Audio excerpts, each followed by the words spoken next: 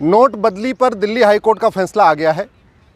Delhi high court ने अभी केवल ये कहा है कि वो पिटीशन को डिसमिस कर रहे हैं, कोई कारण नहीं बताया है, रीज़न नहीं दिया है कि क्यों डिसमिस कर रहे हैं।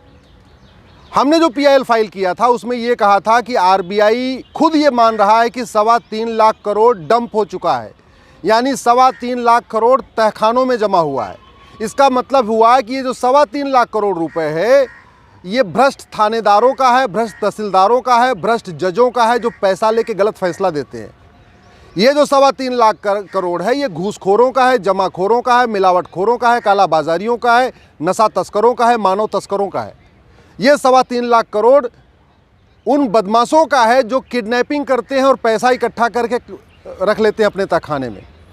ये अतीक अहमद, मुख्तार अंसारी जैसे माफियाओं का पैसा है, ये दबंगों का पैसा है, ये खनन माफियाओं का पैसा है। ये जो 3.25 लाख करोड़ डंप हो रखा है ये माओवादियों का पैसा है, नक्सलियों का पैसा है, जिहादियों का पैसा है, मजहबी उन्मादियों का पैसा है, ये पत्थरबाजों का पैसा है, कट्टरपंथियों का पैसा है, धर्मांतरण कराने वालों का पैसा है।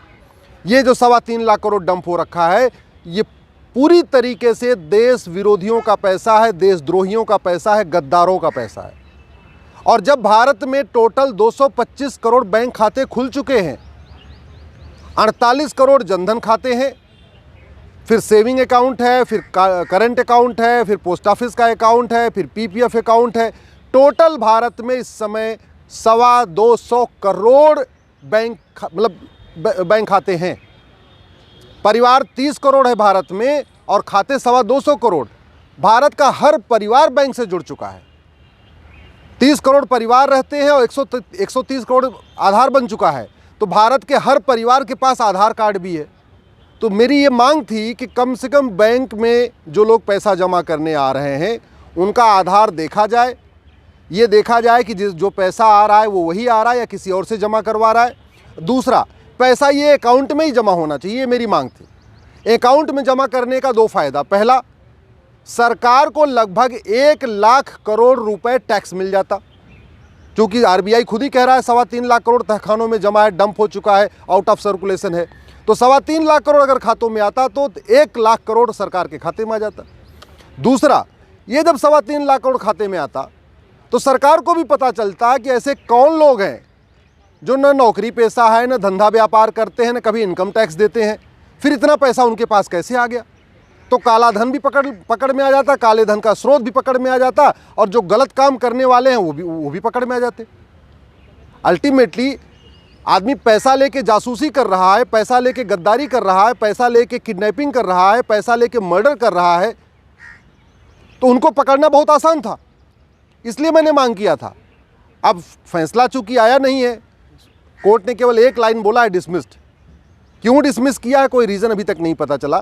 फैसला आएगा, मैं पूरा जजमेंट पढ़ूंगा, उसके बाद देखूंगा कि इसको हाई कोर्ट में दोबारा आप रिवीजन के लिए रिक्वेस्ट करना है, रिव्यू के लिए रिक्वेस्ट करना है, या इसको सुप्रीम कोर्ट लाना है। क्योंकि टाइम तो लगातार भाग रहा है, 30 सितंबर तक डेडलाइन है, एक सप्ताह हो गया जजमेंट आने में। तो स्वाभाविक सी बात है इसको दोबारा, अभी अपलोड हुआ नहीं, अपलोड होके पढ़ने।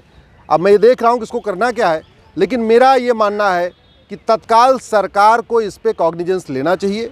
माननीय प्रधानमंत्री जी को इस बात का कॉग्निजेंस लेना चाहिए कि ये 3.25 लाख करोड़ आम जनता का पैसा नहीं है, ये भ्रष्टाचारियों का पैसा है, ये उन लोगों का पैसा है जो भाड़े पे लोगों का मर्डर करते हैं, जो 5 लाख 10 लाख रुपए दे के मर्डर करते हैं। ये उन लोगों का पैसा है जो दूसरों की ज़मीन पे कब्जा करते हैं, उसको बेच देते हैं। ये उन लोगों का पैसा है जो हमारे देश में हमारे युवाओं को नशे से बर्बाद कर रहे हैं। कश्मीर से केरल तक जो ड्रग स्मगलर का नेटवर्क है ये उनका पैसा है, हमारी पूरे युवा पीढ़ी को बर्बाद कर रहे हैं। तो नशा तस्करों को पकड़ने का सबसे अच्छा तरीका यही था कि पैसा खाते में डाला जाता। भाई सीबीआई रेड मारती है 10-20 करोड़ मिलता है, ईडी रेड मारती है 20-50 करोड़ मिलता है। यहाँ तो सीधे 3.25 लाख करोड़ है और उसको पकड़ना आसान है, कहीं रेड भी नहीं मारना, कहीं छापा भी नहीं मारना। या तो वो डर के मारे पैसे को नदी नाले में फेंक देते या जला देते, और बैंक में जमा करने आते तो पकड़ में आ जाते। दोनों तरीके से सरकार की विन विन सिचुएशन थी। और अगर वो पकड़ में आते तो कम से कम उनको एक सबक मिलती। चूँकि अवैध तरीके से जो पैसा कमाया गया है वो आराम से वाइट होता जा रहा है, बैंक में ना आईडी प्रूफ दिखाना है, ना खाते में जमा करना है, ना कोई स्लिप भरना है, तो उनकी तो बल्ले बल्ले हो गई है। वो तो गरीबों को पकड़ रहे, उनको 500-1000 रुपये दे रहे हैं, दिन भर में 10 बार लाइन में लगा देते हैं। लाइन में लग के वो पैसा लगातार ट्रांसफ़र कर उसको एक्सचेंज करते जा रहे हैं। बहुत सारे तो ऐसे हैं जिन्होंने बैंक में सेटिंग बना लिया, 10% बैंक के कर्मचारियों को, अधिकारियों को दे रहे हैं और पूरा बोरी का बोरी सफ़ेद करवाते चले जा रहे हैं। तो इसको रोकने का अच्छा तरीका था, इसलिए मैं प्रधानमंत्री से निवेदन करता हूँ, इसको तत्काल बंद करिए, रोकिए इसको। इस काला धन का जो खेल चल रहा है सफ़ेद होने वाला, इसको रोकिए। भ्रष्टाचारी पूरा अपना पैसा सफ़ेद कर रहे हैं, हत्यारे, भाड़े के हत्यारे पैसा अपना सफ़ेद कर रहे हैं, नक्सली माओवादी अपना पूरा पैसा सफ़ेद कर रहे हैं, जिहादी अपना पैसा सफ़ेद कर रहे हैं, पूर्वोत्तर के अलगाववादी जिन्होंने भी मणिपुर में पूरी इतनी हिंसा किया, पूर्वोत्तर में जो अलगाववादियों का समूह है वो कश्मीर के अलगाववादियों से भी ज़्यादा खतरनाक है। वो सारा का सारा अपना ब्लैक वाइट कर रहे हैं। कश्मीर के अलगाववादी अपना सारा ब्लैक वाइट कर रहे हैं। यहाँ पे जो फॉरेन फंडेड NGOs हैं, विदेशी पैसे से चलने वाले जो नेता, अभिनेता, पत्रकार, कलमकार हैं, वो अपना पूरा पैसा सफ़ेद कर रहे हैं। इस योजना को रोकिए प्रधानमंत्री जी, नहीं तो आज नहीं तो कल ये बात सब लोग पूछेंगे कि क्या कारण है कि RBI एक घटिया पॉलिसी लाई, एक घटिया नोटबंदी लाई और प्रधानमंत्री जी मौन रहे।